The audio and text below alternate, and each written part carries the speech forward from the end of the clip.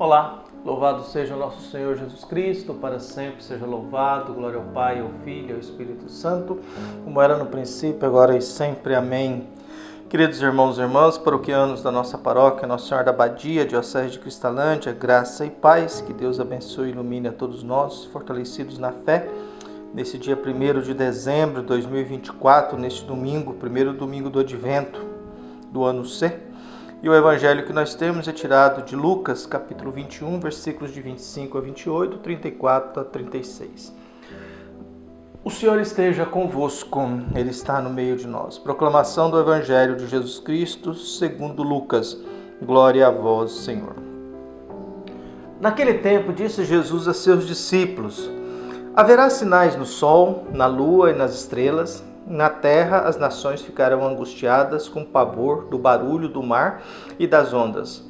Os homens vão desmaiar de medo, só em pensar que vai acontecer no mundo, porque as forças do céu serão abaladas.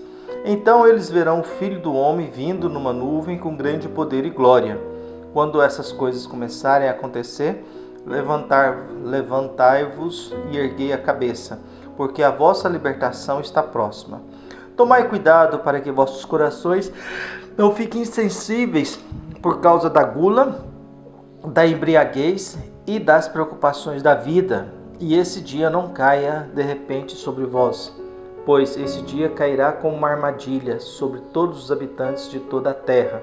Portanto, ficai atentos e orai a todo momento, a fim de terdes força para escapar de tudo o que deve acontecer, para ficardes em pé diante do Filho do Homem. Palavra da salvação. Glória a vós, Senhor. A vossa libertação está próxima. Nós iniciamos agora, nos próximos 4 domingos, nós iremos nos preparar para celebrar o Natal de nosso Senhor Jesus Cristo. A chegada do menino Deus que se encarna na nossa condição humana. É Deus que vem visitar a cada um de nós no mesmo pé de igualdade do ser humano, para que a gente, na convivência e no seguimento de Jesus, nós nos tornemos capazes e preparados para ir para o mundo de Deus, para a realidade de Deus.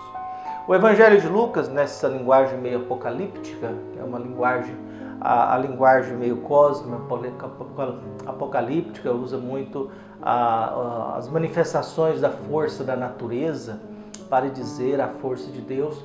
Então a primeira descrição é um mundo em caos, é um mundo em que a gente desmaia de medo, é um mundo de guerras, é um mundo de conflitos, é um mundo de terremotos, é um mundo se acabando.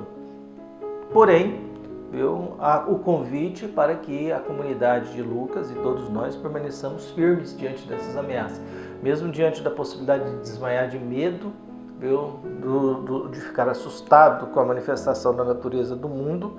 A gente é convidado a perseverar e estar prontos. Para quê? Para que a gente possa encontrar o Filho do Homem que vem ao nosso encontro.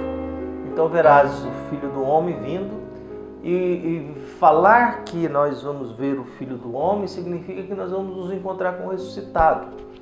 E o encontro com o ressuscitado faz com que a gente encontre forças para poder superar essas dificuldades que nós temos, essas trovoadas, esse mundo hostil, esse mundo perigoso, esse mundo assustador às vezes, que volta e meia a gente abre os noticiários, a gente só vê guerra, morte, conflitos, e parece que nós perdemos, apesar do mundo da comunicação e da facilidade, a gente perdeu a capacidade de dialogar, a capacidade de conversar, a capacidade de ouvir, a capacidade de falar com gentileza, com elegância, com dignidade, com respeito ao próximo. Por isso, Jesus, no Evangelho de hoje, ele vai dizendo: olha, o mundo é assim, mas sejam perseverantes. E como é que eu consigo encontrar forças e perseverança para enfrentar tudo isso aí, até me encontrar com o Filho do Homem, encontrar a libertação? É na oração. É na oração que nós encontramos forças para que a gente consiga aguentar o tranco.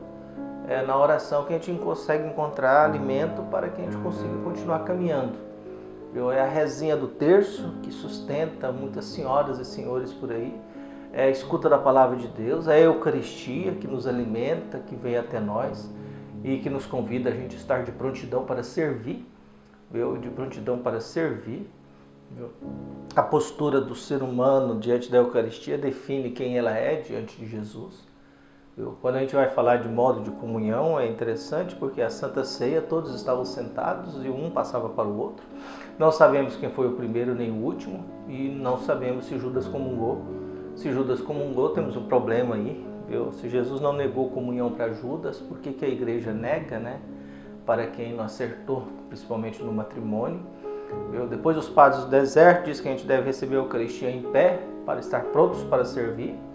O Concílio de Trento resolveu colocar o leigo na ignorância, então a gente resolveu dar comida na boca, dar a hóstia na boca, quer dizer, é uma mentalidade por trás disso, dizendo que a gente geralmente dá comida na boca para recém-nascido ou para doentes incapazes. Então o Concílio de Trento, por um lado, resolveu tratar o leigo como sendo incapaz, precisando dar comidinha na boca, e há uma onda de retorno a esse conservadorismo e essa mentalidade da incapacidade ou infantilização do leigo diante da Eucaristia. O Concílio Vaticano II insiste que nós somos todos povo de Deus.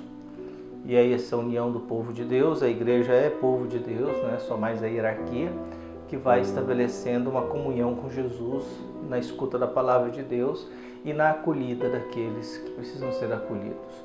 Por isso nós nos deparamos agora com essa caminhada, esse processo de gestação, em que nós vamos nos organizando, nos preparando para receber e olhar para o presépio, olhar para Jesus que vai se encarnando por aí, olhar para Jesus que vai se alimentando, vai alimentando a cada um de nós com a sua palavra, com o seu corpo, com o seu sangue, para que a gente consiga ter forças para aguentar isso, para aguentar isso que nos dá medo, isso que nos assusta, isso que nos dá pavor, isso que faz com que a gente desmaie de medo, segundo o Evangelho de hoje. Mas é na oração constante que a gente vai encontrando forças para enfrentar tudo isso até nos encontrarmos com Jesus ressuscitado que vem ao nosso encontro, que Jesus ressuscitado que vem nos libertar o que? Da morte definitiva. A salvação é a salvação da morte definitiva, não é a salvação dos nossos problemas cotidianos, mas é a salvação da morte definitiva. Por isso que a gente possa fazer uma bela caminhada no tempo do Advento e sejamos iluminados e abençoados pela Palavra de Deus, para que quando a gente vê o Filho do Homem nos visitando na nossa condição, a gente possa acolhê-lo com alegria. Um abraço, até mais.